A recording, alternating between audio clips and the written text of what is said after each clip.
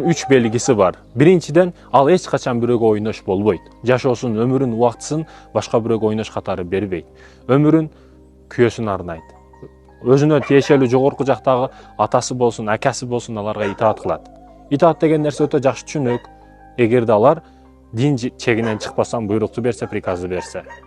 Ал эми биринчиси ойнош болбойт, экинчиси эч качан гыйбат кылбайт. Подружкалар менен чогулуп алып бүгүн саартан кечке кафелерде отуруп алып, дасторкон тегерегинде жеп бүттү, курсагы ток. 2 саат гыйбат кылат. 15 мүнөт тамак жейт, 2 саат гыйбат кылат. Өткөн кеткен, мына кыз мындай болду, мына бала мындай авария болду, мына мындай болду деп сизди жет атаңыз калбайт, гыйбат кылат да. Гыйбат кылбайт экен, башканы ушак кылбайт экен. Жеке өзүнүн жашоосунда иштейт, жашоосунда жашайт, башкалардын жашоосунда эмес. Бүгүн көп медреседе окуп жаткан кыздарыбыздын да кээ бир туура эмес түшүнүгү бар. Эптеп күйөөмө итаат кылганды, өзүмө керектүү илимди алып алсам болду дейт да. Дүйнөлүк диплом керек эмес, дүйнөлүк деңгээлдеги англис тил кереги жок деген түшүнүктөрү бар. Жок, бул таптагыр караңгылык. Бул караңгы түшүнүк. Тескерисинче ошолорду окуш керек.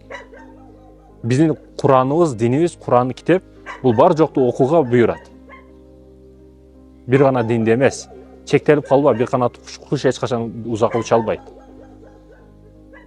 Ошондой экен, терең ойлонгонду билиш керек. Экинчиси экен, биринчиси эч качан ойнош болбойт, экинчиси гыйбат кылбайт, ал эми үчүнчүсү күйөөм эмне дейт, эл эмне дейт, анау эмне дейт, мынау эмне дейт деп жашабайт. Ал биринчи орунга Кудайды коет. Аллахтын буйругунан чыкпайт. Ошол учурда мына өзүн сүйгөн аял 3 нерсенин белгиси бар экен. 3 белги кимде болсо, куттуктаймын, сиз салих аялдардансыз.